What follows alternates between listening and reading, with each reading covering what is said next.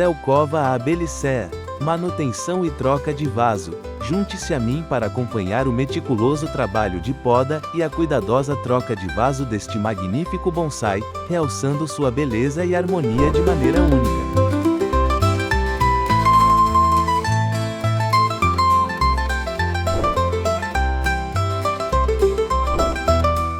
Pessoal, o que acharam da novidade? Deixem nos comentários a opinião de vocês. Se gostaram, se não gostaram, ou se preferem o formato antigo. Quero saber o que vocês pensam.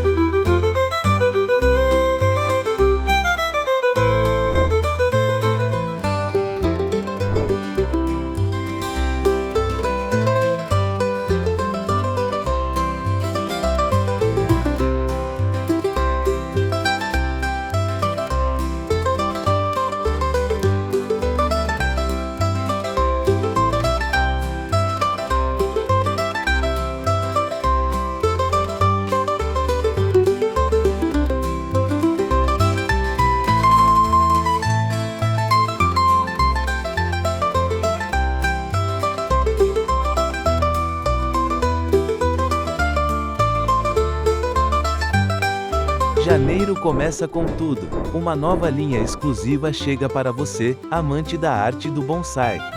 O link está na descrição. https://umapenca.com/bonsaisp/